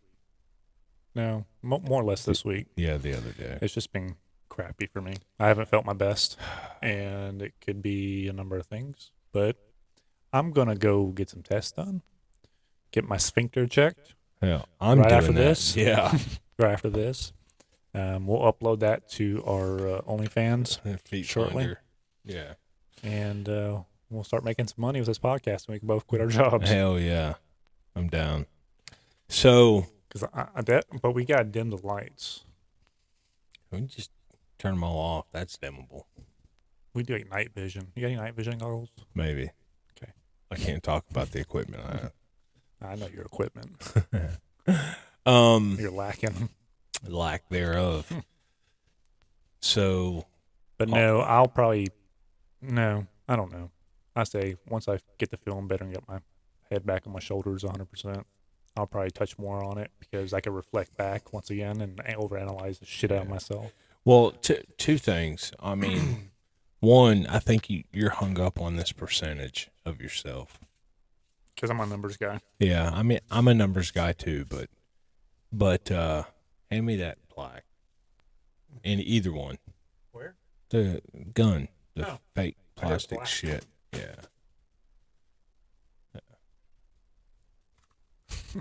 All right, so, and this is essentially where I was going to go with this. Oh yeah. Just end this shit right here. Fuck this. Where ended I'm taking you out. Yeah. And then I'm gonna taking take me myself out. out. We should have made it Um, live. Yeah. We yeah. got more views. Fuck, how we going to upload this? It's kind of like that Marshall Mathers Oh fuck! But Stan, dear Stan.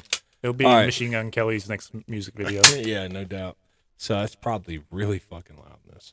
But anyways, what I was going to say as far as numbers go, when I first learned how to shoot, okay, I heard things like put 80% pressure with this hand, about 40% pressure with this hand. shit like that, 60%, 50%, whatever. How in the fuck do you measure that? Seriously. To me, How do when I look at how do when I look at- measure 60% of my grip strength here with this hand and then put 40% here with this hand? How do I measure that? I don't know. I don't either. That's why I'm saying get out of these fucking numbers in your head. I'm at 50%, 60%. I'll wait until I'm at 100%. Where's the clip at? Oh God, I hate you. Wow, that's gonna be loud. That was very loud. No, Sean hates the word clip. I just don't tell hate him, the I just word. turn it sideways for the kill shot. That's how I got him. Clip, click, click, click, click, click, I click. don't hate the word. I like Proper. words to be used correctly. There is a clip and there is a magazine. But anyways, but seriously, stop trying to put a number on it. I think that would help. But that's what helped me when I talk about numbers. That's what helped me figure out where I was mentally and physically at. Because if I had, and it's not some, I don't soak on numbers. I do.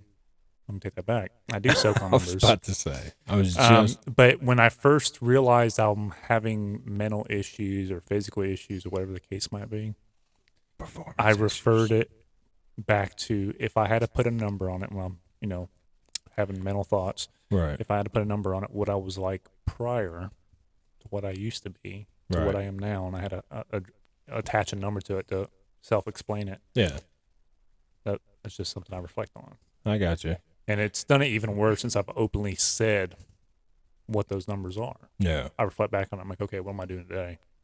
Yeah. And like we mentioned, I wake up and I'm set. My throttle's on cruise control until I put my head down that night. Hopefully, that throttle gets pushed up at some point tomorrow or something. I don't know. Yeah. I'm all over the place. I think you need to set goals for yourself daily. Just as soon as you wake up, have a goal set. I need to get this done today for sure. Anything beyond that, it's fucking a great day. I'm set that bar really low. All right, To I'm give going to myself put some- pants on today. That's my goal. I'm gonna take the trash out. Yeah. I'm No. I'm not gonna beat my kid. No, but I'm serious, and maybe do a goal for each aspect of your life. And I mean, like, today I'm going to get this done work related. I'm going to get this done house related, get this done family related. That might help. It's hard for me to slow down like that. That's my I'm difficulty. not saying slow down. I know, but when you say make set goals, unconsciously I say I know what I have to get done today, so I can meet my my goal for the end of the week as far as production, as far as making money, and so on. Right. Where it's easy for me to set a goal at is for the aspect of family life. Yeah. Like I've told myself, I said I need to be a better father, a better husband, a better friend, all that stuff to everybody that I hold dear to me. So family wise, to give you example, my wife, I mentioned, I made comment to myself saying I need to, one, open up to her more. Don't get so frustrated with her so fast because that's my downside. She'll definitely 100% admit that I lose my temper. You're an asshole. I lose my temper extremely fast. I don't like playing 50 questions when I'm trying to explain something, even though she doesn't understand it. She's not familiar with it. I'm like, let me just get all this out. You can you can connect the dots while I'm talking about it. And at that point, if you have questions, I still don't want to fucking answer them. Right. And that's, But you that's- explain shit fucked up sometimes. I do. I mean, just Yeah. from I know. working with you. I know, because that's Like, the way my what the brain fucking works. fuck? Sometimes, How? and this is where I talk about my brain fires a little differently. I mumble a lot. When I'm on a subject I'm very familiar with, my brain, how's the easiest way to explain it? My mouth doesn't move as fast as my brain wants it to or can, because I'm going over material in my head as I'm spitting it out, that it just kind of rolls over itself. Yeah. And You're I'm saying terrible one at- out of every 3 words you think. Mhm. Gotcha. And that's why I say I'm just firing off. I think Connor really is your son. He tries to explain some shit sometime, and I'm just sitting there scratching my head. What I'm the like, fuck is he saying? I don't understand what in the fuck you're referring to. So you're going to work today, right? That's what I got out of it. Oh man, but And that's one of my downsides is if I'm trying to explain something to her and work on our relationship, I get very heated very fast because I'm on the defense already, yeah, and that's not a good thing. no, it's not. And I've done it, and our arguments are fucking few and far between compared to the time we're in now. Mm-hmm. If she starts to bitch about something, I just shut up and walk off. I mean, Yeah. I mean, it just, and I do that, and I just give her like the dumb stare, like I just stare at her like, and don't say anything. She's like, "What are you thinking?" I'm like, "I'm just listening." And in hindsight, I don't give thinking a fuck about what you're saying. thinking, where's that? I was like, because I'm pissed off, and so I already shut off my fucking ears. Yeah, And I'm like, we'll come back and address this, and we never do. right. Yeah, we've done that a bunch too. But the biggest thing, man, is the personal time. Not even to argue or vent or whatever. Just, I mean, because whenever you start dating, I mean, how in the fuck did you get to the point of I want to marry this woman, I love her? Y'all went on dates. Y'all had that one-on-one time. You had intimate time, not just fucking, but you had intimate time together. And that's what people, I think, get caught up, and we did for years and years and years, got caught up in the day-to-day. We got to get the kids to this sport, to school, to this. We have to work, and you lose track of that. And I think that's a big key role. And it allows you to talk things out and it doesn't allow them always to get to a bullshit argument. You know what I mean? Because arguments are usually over the dumbest shit. Yeah, it's petty. And You left your fucking socks in the middle of the floor. right. And it might escalate into some shit that actually, is meaningful. And that's what, but that spawns that. But then usually it gets heated, when and then both it's people get stupid. pissed off, it's not I've the learned time to to walk talk. away or just shut up. Yeah. And that's only been in the last few years. Good. I've learned to You're shut learning. the fuck up. Just shut up. And I'm like, there's no point. Yeah. But I would definitely say. But then that fucking boils inside on both parties. And I don't know. There's no good way to argue. Yeah, there's no good way to argue. And there's, but you're married. You're going to have arguments. Yeah. I mean, it's just, you're not always, you're different people. Everybody's an individual. Yeah, and I get a kick out of it when I read comments about people saying, when I used to read into stuff on social media, like links about marriage and just random stuff. And people are in the comments like, "Oh yeah, I've been married to my wife for 10 years and we never argue." And I'm like, who is she fucking? Do y'all talk to each other? Yeah, I'm like, does she live in a different continent? Like, are you all like Right. MySpace friends? Like, how does this work? Yeah. And I'm like, We married online. and some older, closer friends to us that used to be real close, he even mentions like he doesn't argue. I said, but I'm like, does she wear the pants? And I think it's something that's set in stone with guys is the people that wear the pants in a relationship, right? And I was like, I'm so stubborn and hard headed that I almost want it to be my way all the time. That's not fair. I know it's not. Yeah. But I'm so caught up on having the last say so. And that's not right. I know it's not. But in the heat of the argument, that's the only way. Yeah. Right? You're like, no, you're going to hear me, bitch. Yeah. Yeah. So what I was getting at was you get wrapped up in the simplest things and it manipulates whatever the rest of the day might be or the rest of the week.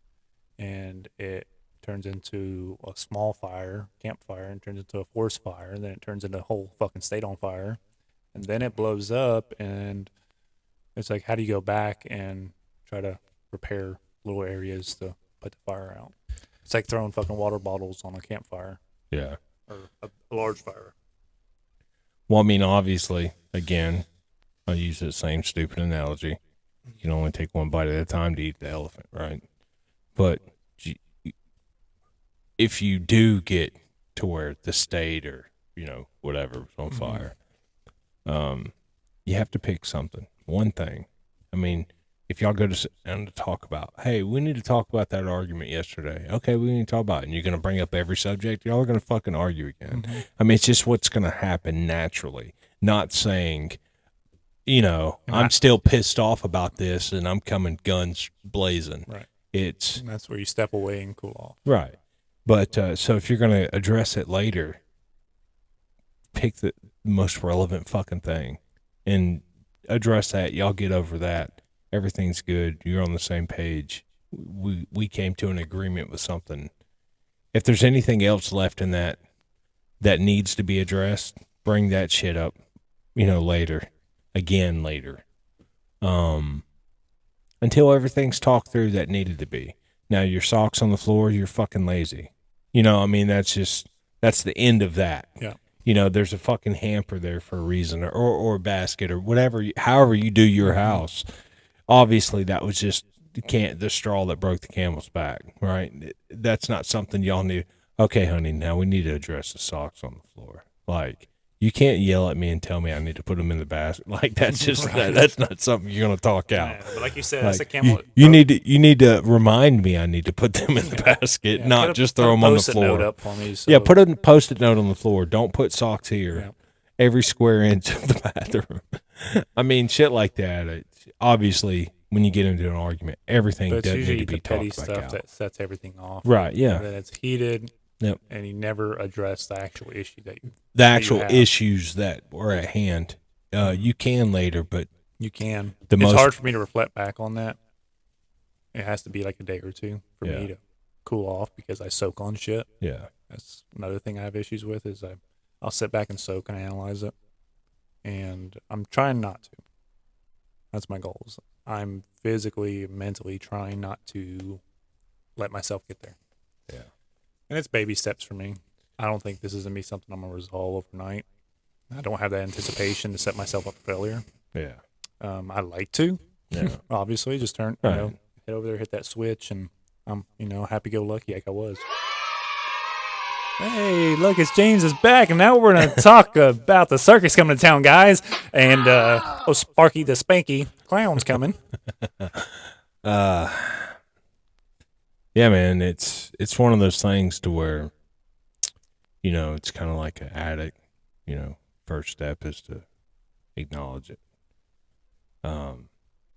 With this shit, you have to acknowledge I have an issue. You can't just keep trying to go through life as it is, and all you're gonna, like you said earlier, snowball, and that's what's gonna happen. So, like for you and anyone listening, if you're going through something, realize what it is, acknowledge what it is, and put a plan in it. Right? You have to set a goal, make a plan, put something into action to correct it, because it's not going to go the fuck away. It's obvious, right? So for you, you're going to go get blood work done. Obviously, that was something I went and done. We talked about my T levels and all that shit, and just trying to figure out what was going on. Right? Everything else wasn't worth, or I mean, to them, nothing was worth bringing up. Like, hey, your blood work came back. Everything's great.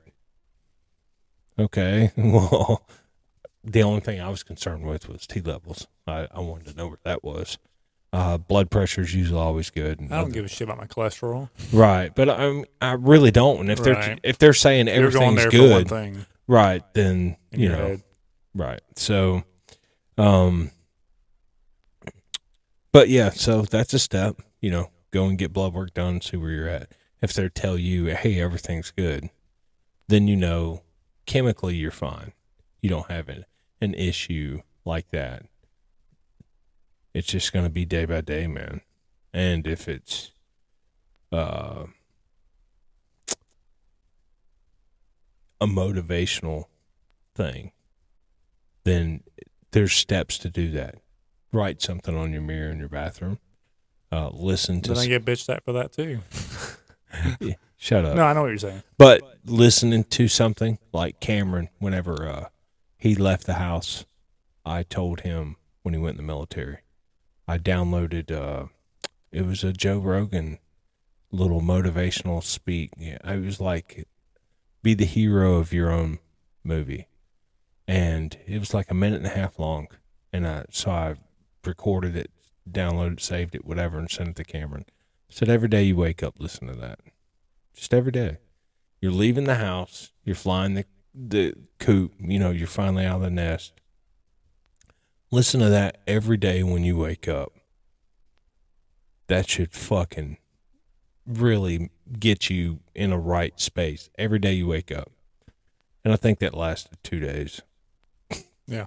I mean, I did the same thing. I don't know if he ever told you or if I ever told you. It was probably after basic or maybe before basic. But either way, I knew where he was at in his head. I think he felt like he made a mistake joining the military at first because that was his escape, I guess, to get away from the house and become his own man and all that bullshit. He took a step back, and in his thought process, he was thinking that he might have made a mistake of joining the military because he's not suited for it. He looked at everybody else that was being very successful, had materialistic things, and he couldn't get all that joining the military. And I told him from the get-go, I said, dude, military doesn't pay good money. I said, nobody joins the military to become a millionaire. No. Or do well in life. You don't get paid shit. Yeah, you get paid shit. You're government property. I said, become an officer. You move up in 15 years, and you might make $60,000. You got to go to a lot of schooling. Yeah. I was like, there's very large steps, is I guess the way to put it. Those steps are tall and long. Yeah. And it takes years to make anything of yourself in the military. It's not an overnight success, and I think that's what he hated about it. And he figured that out once he got in versus taking my aspect on it. I didn't like him going to the military just because I didn't think it was a good suit for him. I think he could have used it to help him straighten himself out and make stupid decisions. And I think he did gain some good positive things out of the military and probably some bad habits too. Yeah. Well, As far as just the way he had an aspect on life and money and everything else. yeah, but military now, It's vastly different from yeah. when me and you would have joined, or even Yeah. the 10 generations before that. Yeah. It's awful. They enable you to, It's very soft. yeah, very much. They're not training warriors anymore.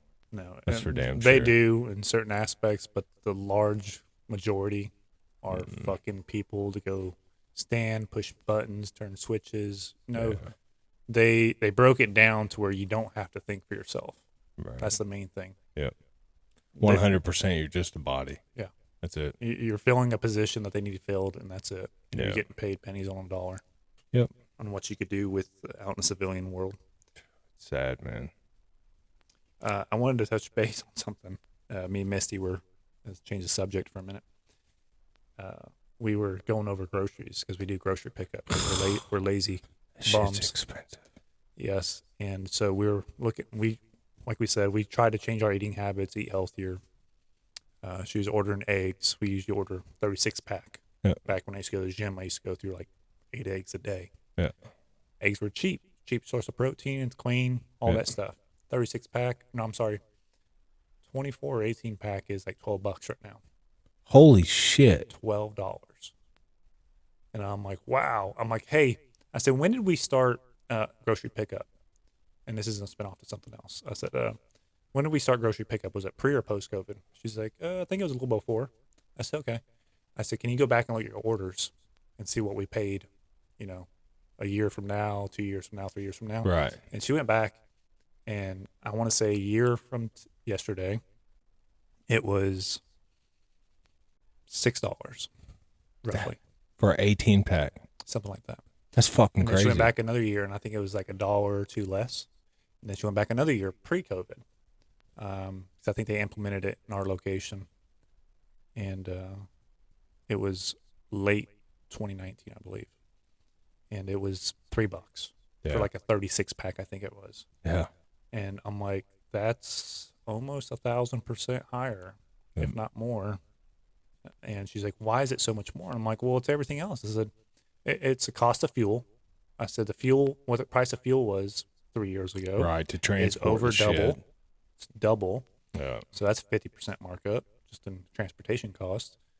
Fertilizer costs have gone through the roof. A lot of people don't know that. Yeah. The only reason I know is because my local He mom, buried a couple people. yeah, I went and got fertilizer to grow grass around the house, and that stuff jumped up. And like, yeah, it's like the mom and pop store was telling me that the farmers that come in and buy, tons and tons of Pallets this at a shit. time. No, just like the farmers that come in with their, I don't even know,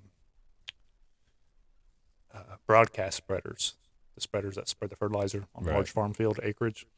They're like, it's just gone through the roof. And he's like, this is going to be a trickle down effect. It ain't going to happen tomorrow. He's like, you'll see this in a few months that the price of everything's going to go up because the cost of growing the foods, the grain to Right. grow that food, to feed the chickens, to produce the eggs. He's like, it's all this trickle effect. Everything. And I forgot I told her to, I think she did share it with me. I wanted her to send me a spreadsheet, and I want to do like a small breakdown, like a loaf of bread, and do percentages and see what the percentages was. And I'll probably bring that up on the next podcast. Of what the increase was over the last few years. I think it'd be interesting. I know everybody knows everything's gone up. Well, but yeah, I wanted everyone knows. once again, numbers for me. I want to see the percentages of see how much stuff has actually gone up. Right. I think the main thing everyone pays attention to, obviously, is the overall grocery bill. They're not looking at each individual item, and gas. Right. That's usually what everyone looks at. Gas first, and then the people that actually. I mean, because a lot of people fucking eat out. You know what I mean? And That sometimes shit's gone to the roof. Sometimes that shit's cheaper, bro. It used to be. I don't know. I mean, you think about it. Like right now, I order Papa John's. It's like maybe $1 more. It's not much per pizza. But meals, But like going to McDonald's or some shit like that, they are all through the fucking. Every meal is $10. I mean now, they used to be $5-6. right? And that's only, I would say, about 3 years. I would say before COVID, everything was probably average $5. Now it's all averaging 10. Right. No, that's crazy. Here's my conspiracy theory. All these things were put in place, like grocery pickup, all these apps for delivering foods and all that. All this stuff was implemented the year before COVID None of outbreak. it was used. And it was used, but it was deeply implemented I got you. prior to that And then, COVID hit. an outbreak. Hey, look, we already have this. Mm-hmm. You know, But all these non-critical places, usually non-corporation grocery chains and things like that, they all had to shut down. They were forced to shut down. right? But Walmart, Kroger, Albertsons, IGH, IB, whatever that it is, Yeah, all those places got to stay open, all the big places. Yep. The ones that could afford to. pay up. Yeah. Probably, man. I try not to go down rabbit holes like that because, man, it'll fucking consume you. I've lost a lot of trust with the government. Oh, I don't trust them at all. Fuck them. A lot. If they were to come knock on my door, we'd have an And issue. every documentary I watch, and I watch documentaries that are pro government, and I look at it through. I don't attach myself, like we'll just say, for parties, political stuff.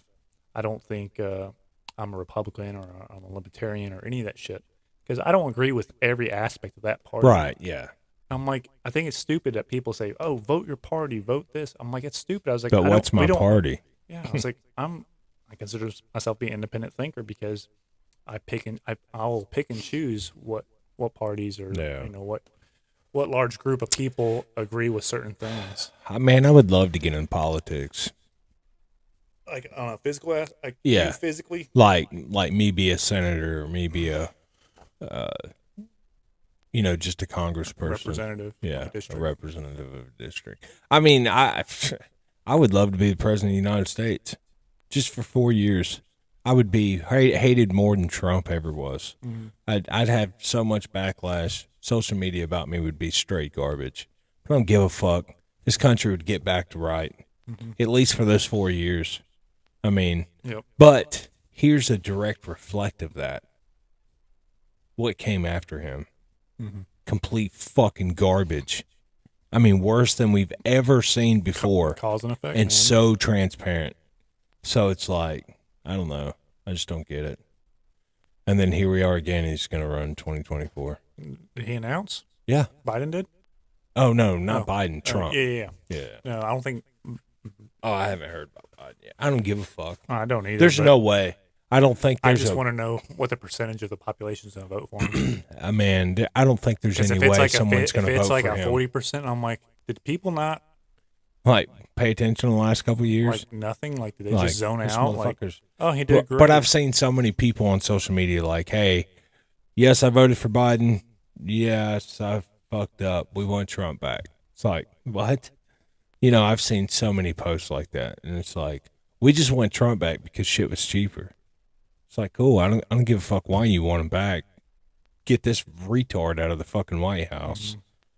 Put big, bad, whatever, big mouth motherfucker back in. But financially, the country would be better. Right. Uh, I just want to know how we're going to get out of this hole that we're in Man. financially. We're still handing out money to all these other countries. And we're buying friendship, more or less, is the way I look at it. We don't need friendship. We don't need it. We got to take care of us first. Yeah, and then we were, but I don't know. I just hope everyone. I don't give a fuck what party they're in. Every motherfucking president from now to the day I die puts his country first. You have to. I mean, You if got to take care of your household before you take care of everybody else. you have to take care of Simply. yourself before you can take care of your household. Yeah, right? that too. I mean, So so in the grand scheme, I'm like, we're handing out money, like all this. One of the big things that got brought up was gender studies. like, I'm like, why are we handing out million or billion, whatever the number was? what's okay? Why are we studying genders when we have homeless people? What's the study? I understand. Okay, I got schooled a little bit the other day. Apparently, there's gray space in your brain where there should be a generic male fluid or female fluid. There's a gray fluid. That's where they're coming up with this gender neutral shit. Mentally. It's what I've heard. I haven't done the studying myself to see. If that's legit, then guess what? There is a gender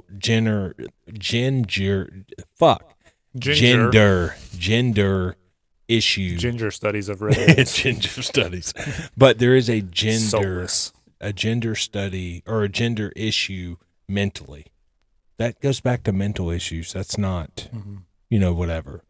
And then, okay, so if it really is a thing, that's fine. Guess what? Here's a study. 100 years after you're dead, they dig your corpse up. They're going to go, that's a male or that's a female, just by looking at your bone structure. Or if it's in 20 years and you still got a half-rotten penis there.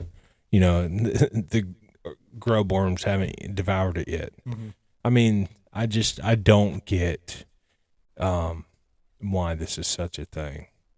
Like I said, if it's a mental thing, then fine. It's back as a mental thing. I don't see it as a physical. I think it's a smoke show. I think a lot of it is, and that's where the Me Too comes from, and that's where, where it's like we're still dealing with this. Like, why in the fuck aren't we past this? Women or men competing in women's sports, like that's fucking baffling. That's what I'm doing next week. But I'm glad that the companies themselves are shutting shit down. The sports, like The affiliations are NFL or are something like that. enforcing They're it. like, nope, Yeah. and I'm glad. No, you're being discriminatory. Right. I'm like, no. We're making a playing field even. It's like the UFC. I think that's Dana White, you're a fucking idiot for allowing that. You know what I mean? When- Like, huh? What are you talking about? Dudes fighting. No, I'm saying like the UFC, I would be like, Dana White, Oh, you're yeah. a fucking idiot for allowing that. If they were letting dudes fucking go in there and fight women. Plow through 'em. I mean, yeah, because it would be catastrophic. Someone did somewhere. And there are organizations like that. I don't know particularly UFC's doing it. But they are, I guess I should say that. I don't know if that's 100% or if UFC is allowing it, but there They're are not. organizations where you're seeing dudes fight women, and Joe Rogan has talked about it, and that's crazy, and that is It is. because It's dangerous. it More than anything. for the health One, of it's that. not fair, and two, Right. it's dangerous. But I mean, here's the thing: if this person says, "Hey, I'm completely good with fighting this dude," if this lady says that, "I'm completely good with fighting this dude," okay, you signed up for this. But whenever they're just getting matched in cards and they're like, "I'm gonna do it to prove a point," and then you get your fucking skull bashed in, Right. it's like, Or like the swimmer. yeah, the The swimmer is the big one, yeah, and that one's just silly. I'm like, it's obvious if you look at stats. yeah, It was like not even a top 500 right, in men's. right. Join women's. Oh, look, It's gold number medal. one. Oh, right. it has nothing to do with genetics. Right. Bullshit. Give him a second. He's tucking his junk in. Mm-hmm. I mean, it's Yeah. like, it's fucking It's silly. ridiculous. But, yeah. We won't go deep onto that anymore. No. I think, just thought it was funny. I was like, I wanted to bring up the numbers on food.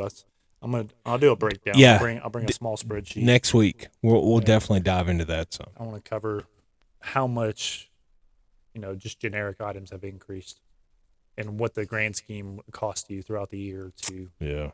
because the generic numbers that are being broadcasted on news or whatever.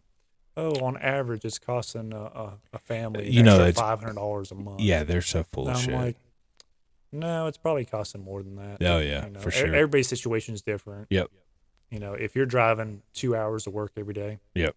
your cost of fuel consumption is going to be different than mine. Oh, If yeah. I'm driving 30 minutes. Or you're fucking get up and walk to your shop. I do love that. That's going to be hard if I have to get another job at some point. Yeah. I'm so accustomed to waking, which I wake up early anyways, but I used to dread driving. Yeah. Used to. Now Huh. I dread walking. Fuck, I gotta put shoes on Damn for it. this. Why can't I just live in the shop? Well, bro, I think we had a good conversation. Yep. Um, What was our timeline earlier? it's Where were we at? Time wise. way over. It's all good. Yeah. We're about 2 hour mark right now. Nice. It's the longest one yet. Anyways, well, cool. I think everything's good. I think we kind of touched base on shit we wanted to, I guess, finalize with the last one. And not saying, this won't ever be a conversation of topic No, we'll bring again. it up again. Um, I'll have a crappy day next week, and I'm gonna bitch about it next week and cry about it like a little girl. no, I mean, but in all bullshit, like, to kind of summarize it, one, if you're in that situation, you have to talk about it. Two, you have to figure out a way. For me, like I said, I'm everyone's wired different, so I can't really say, hey, look. This is what works. Right. What works for me is as soon as I have that epiphany, I'm good, and then I'm fucking driving again, right? If you're the type of person that needs a little bit of directions, then you could do shit like that. Write a fucking motivational thing on the mirror in the bathroom with, water, whatever Dry markers. erase marker. Dry erase marker. Download something on your fucking phone you listen to every day. Set the backdrop on your phone, a motivational something. Your backdrop on your fucking computer at work or whatever, a motivational something. The more positivity and the more whatever you surround yourself with, it's going to bring you to where you want to be.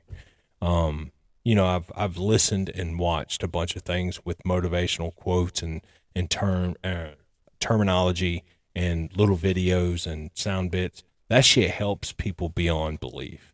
So if you're the type of person that kind of needs help, do all those things. And there's more. Just Google it. I'm not a fucking doctor. But do all those things. But I'll take a look. Yeah. Yeah, I'll definitely look, bend over. But do all those things is definitely will help. And goals. I think goals are big. Just, you have to set them small. Start real small. Stupid achievable. And then slowly build up from there. I agree.